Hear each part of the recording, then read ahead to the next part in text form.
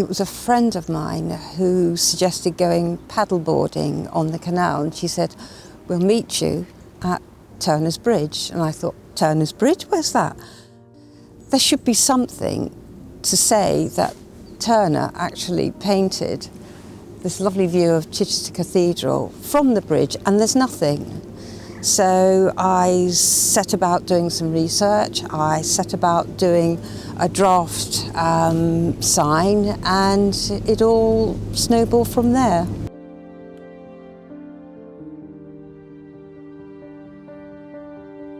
Originally, there was a bridge across at this point, and just looking back at the cathedral, this must have been the view that Turner would have seen.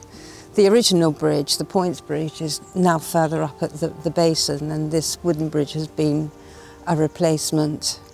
But I think it's just so important to recognise that this very important artist, this international artist, came down here and he painted what we see today as Chichester Cathedral.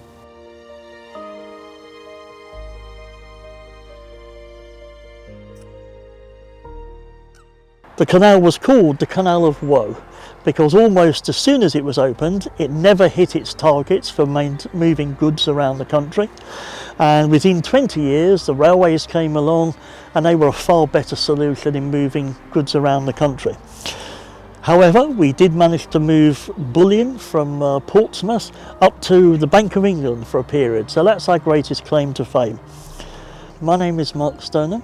I'm the Vice Chair of the Canal Trust. Our main purpose is to preserve and maintain the canal to ensure that present and future generations can enjoy the environment and the natural habitat that we maintain. The canal opened 200 years ago, built by John Rennie and funded by Lord Egremont to the tune of around £12,500. So back before the days when we had social media, then there were limited ways in which people could record things for posterity. Lord Egremont decided he wanted a picture commissioned of the wonderful canal, and in the background Chichester Cathedral, and that's where the painting of Turner comes in. So back in 1829, Turner was around here somewhere, we're not quite sure where, and he painted this beautiful scene of the canal. I think over many years the canal has fallen into some state of disrepair. A trust was put together in 1973 and they've been working ever since to try to get the canal back to some sort of form.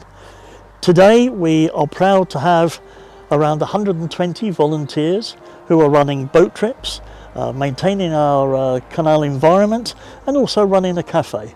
And we couldn't do anything without those great volunteers.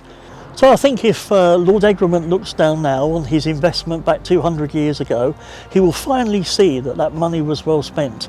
The lockdown was a tough time for all of us, but for the canal it was actually a regeneration. It was an enthusiasm where people discovered a local environment with green and beautiful area to walk around, and we are as busy as we've ever been in our 200 years.